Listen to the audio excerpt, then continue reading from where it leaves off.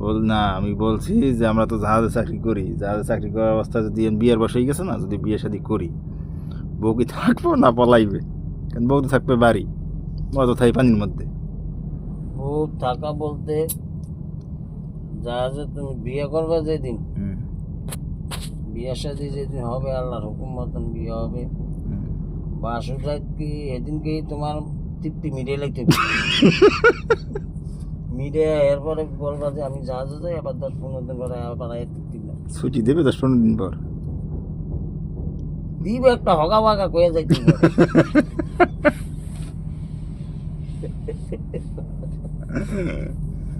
এবার এরপরে যাইবা, এরপরে আল্লাহ নামরা আনন্দ করবা, হাসপুর্তি করবা, আইবা আবার বললে এবার যাই আল্লাহ নামরা তোরে তোমার স্ত্রী তোমার একটা আদর দিব, তুমি 10টা আদর দিবা, মহাব্বত হবে, দিলকে মহাব্বত হবে, দিলকে কি মহাব্বত হবে।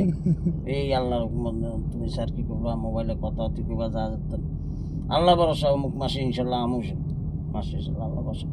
স্ত্রী খুশি। যাই হোক, আমাকে ওই রুহুল আমিন দেখবো বাড়ি গেছে চাকরি ছেড়ে, অত হেতের বউ বলে বিয়ে শাদি করছে, বউ বলে কান্দে, বেলা শেষকাল চাকরি হারিয়ে চলে গেলে, তা কান্দার উদ্দেশ্য কি?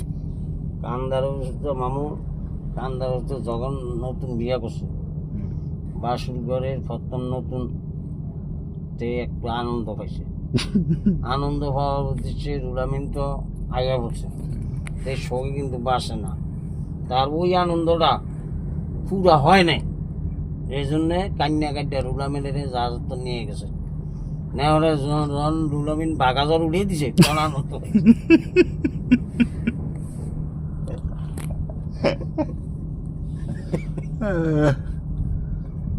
আরে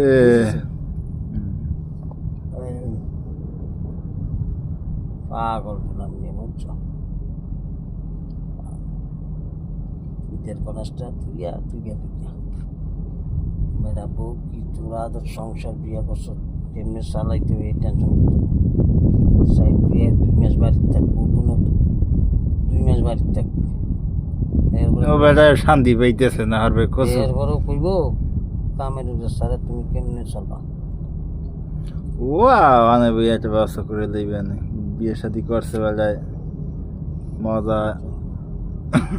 হন আমি ব্যবসা করছি, শরীরের গাঁট মরিয়া গেছে, শ্বশুরনে যা আমাকে এই লাইনে আছে না, কমে যায় আলেকজান্ডার দিয়া, এই না ব্যবসা করার সম্ভাবনা না, তাই তুই তোরা অনেক টিয়া পয়সা লোকে তাই কাম করে নেবো, তুমি দাঁড়াম পাইনি।